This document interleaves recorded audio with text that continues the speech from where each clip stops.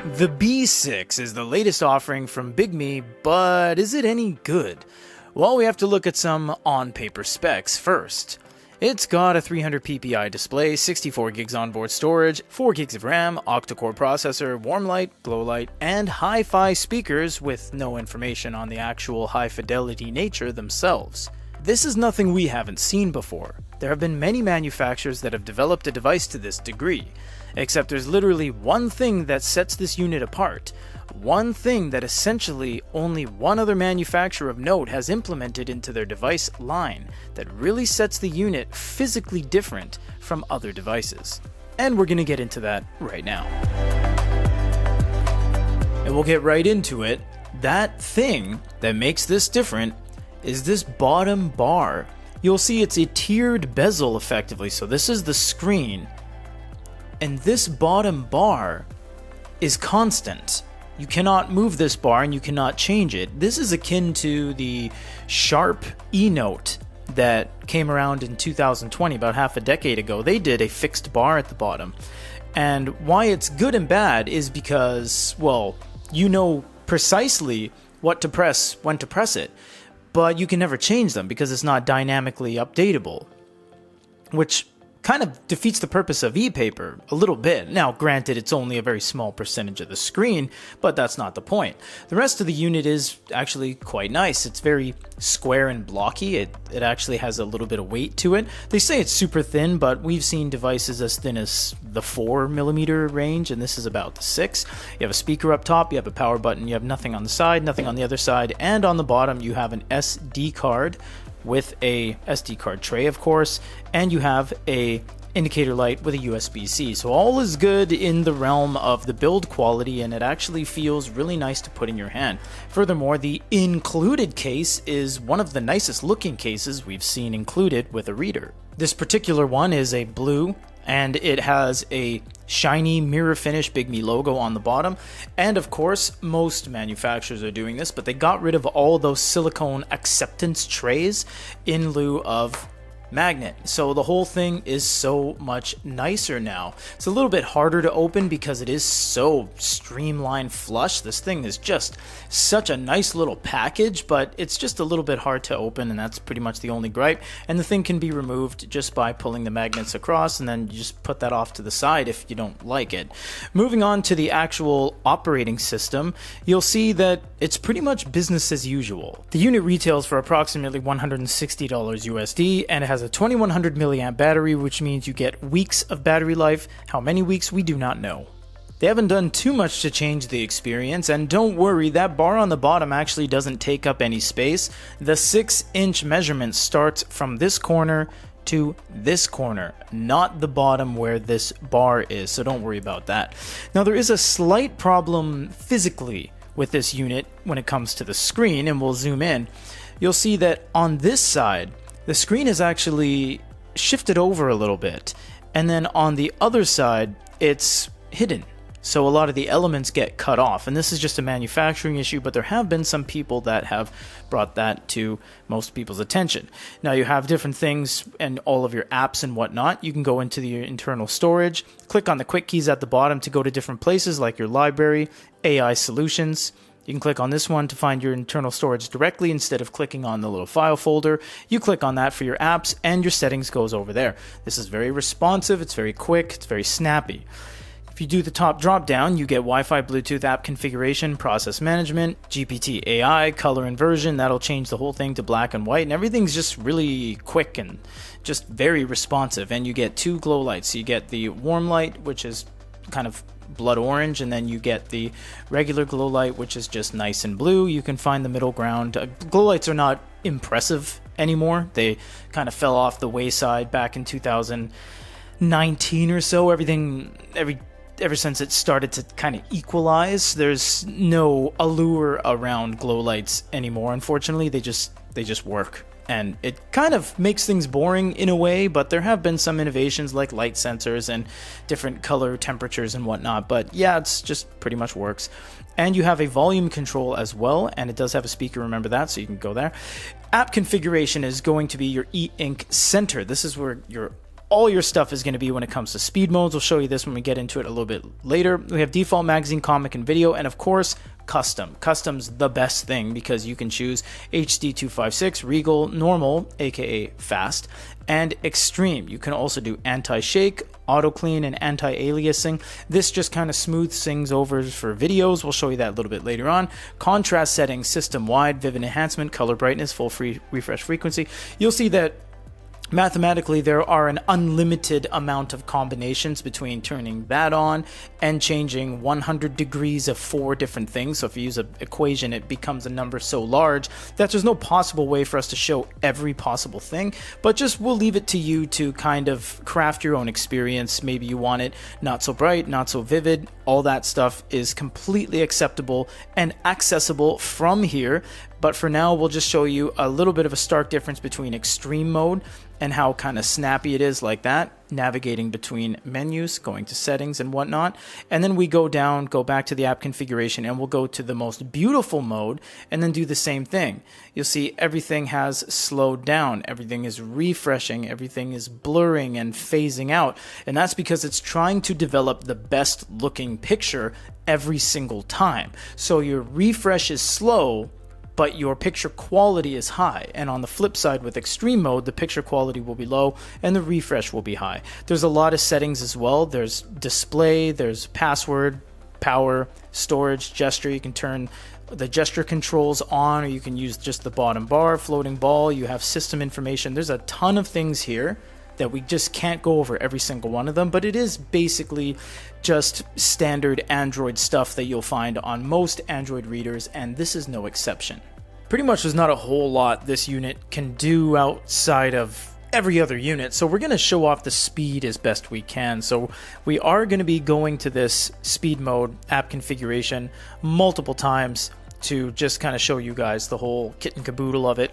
We are going to be going to HD 256, and we will get into the full roster of modes when we go into video, but for now we'll go to HD 256 and look at how manga appears. Now this is a color manga, so you will get all of the colors there, and we'll kind of show it against our studio lights here. So you can see that it does diffuse the light pretty well because it is a matte screen. Now, you might be thinking, well, yeah, it's e-paper, it's a matte screen. That's not exactly true because there are a great deal of manufacturers that use glass screens or shiny plastic screens, and it defeats the whole purpose. But you'll see that it looks very high quality when it comes to the overall visibility of it all. Now, it still isn't 300 ppi in color, mind you, because that only exists with gallery. You can't get 300 ppi in color yet on Kaleido devices, so unfortunately something we're gonna have to deal with. But if we go to extreme mode, this is where the whole speed of it all comes up. You'll see how much snappier it is. It's quite nice, and you get this little peak too. This is, honest to goodness, this is such a fast unit. I'm serious. You know, we do get a lot of on-paper specs that we will talk about a little bit later in the wrap-up that allude to whether it is a good unit or not, but this one is genuinely very, very quick, and the speed modes is something, in fact, the only thing outside of this bar that really sets this apart from other devices in the lineup. Now we have ebooks, and we're going to start in extreme mode because we already have it on, and you see you get that page curl, that peak. This thing is so quick. I keep saying it, but it is very true. You get a ton of background ghosting and artifacting, of course, because we are in the fastest mode.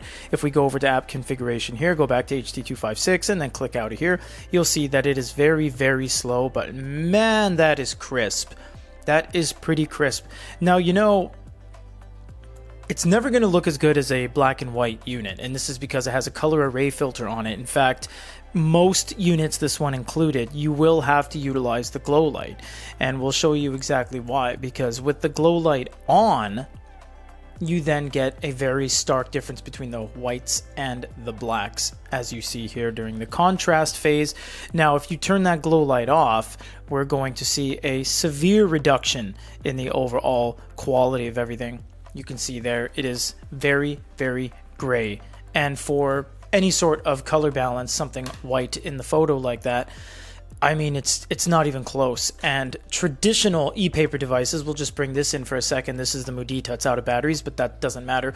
You'll see how different the colors of white and a Kaleido device are. I mean, look how devoid of any sort of colors this has.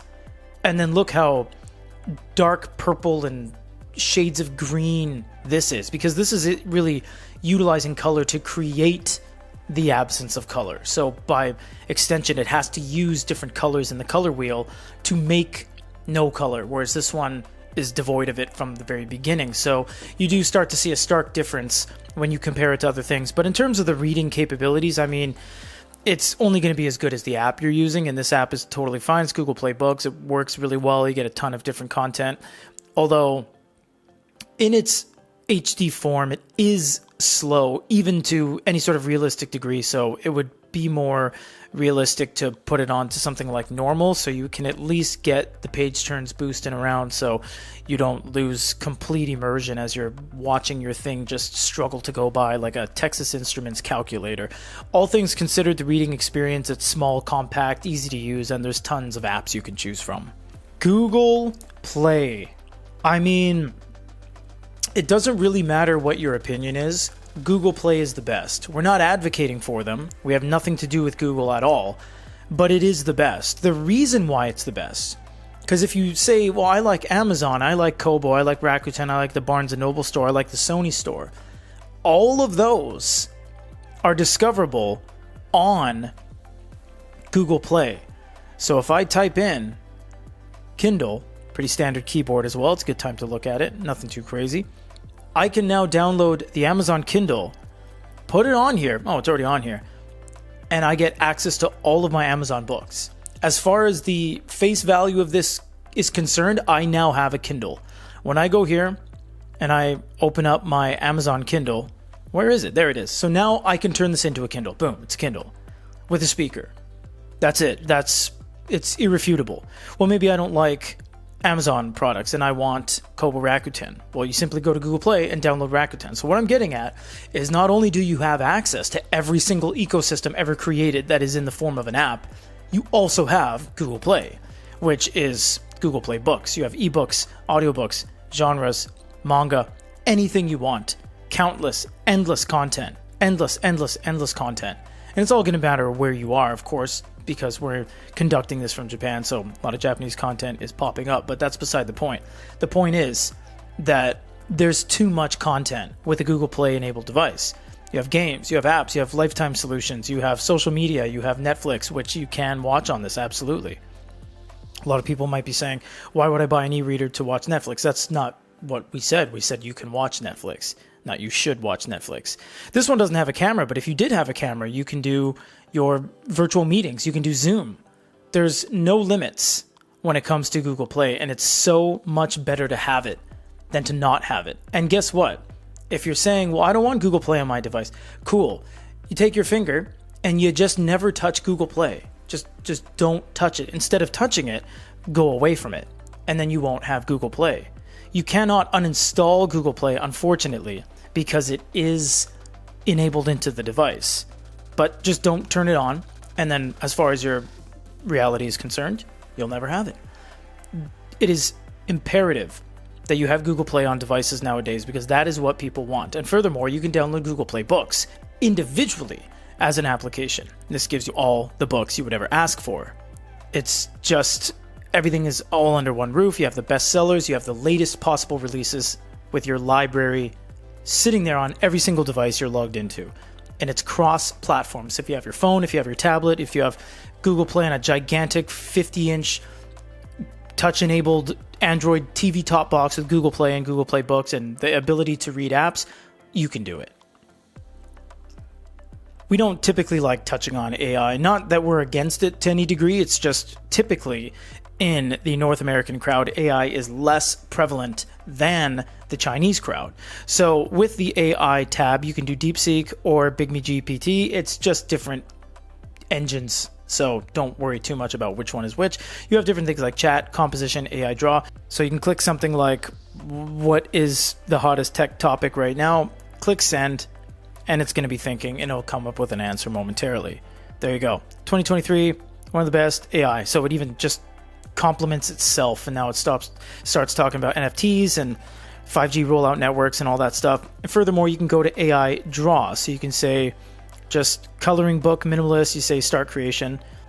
Then you scroll down, you see what it came up with. So you click on that, and there you go. Just made that from scratch. So AI does solve a lot of things that people don't want to do, and people don't want to be bothered to create and think of and whatnot. Or it's just a way to utilize your mind to get ahead and just get a baseline. So if you want to make something and have a template, like maybe you have nowhere to start when it comes to designing a house, you can say, design me a house, and it designs you a house, and then you can change things from there.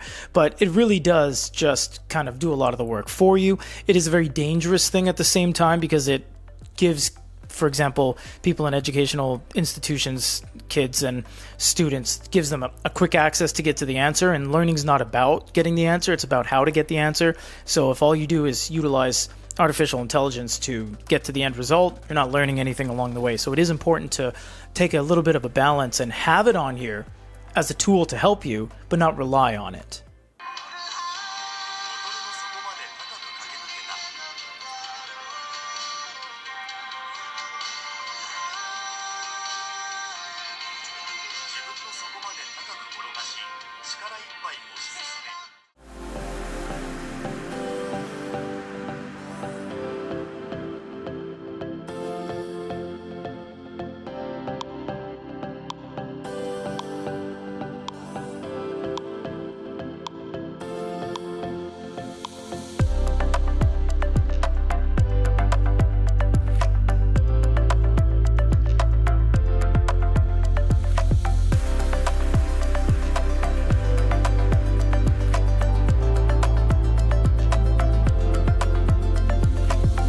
Is the B6 any different from other e-paper tablets? On paper, not really. It has similar specs and the same PPI we've seen for half a decade. But honestly, it has surprised us a little bit more than we thought it would. The fixed bar at the bottom, taken out of the book of Sharp, was a welcomed addition and gives this unit a ton of character in the modern landscape. Also, the fact that, on paper specs aside, this is one of the more snappy devices we've seen in quite some time, showing that numbers on a page don't mean everything. Bigme is no stranger to a revolving door of release products, but I must say this is one of the more notable units to come out from the company in quite some time. See you guys on the next one.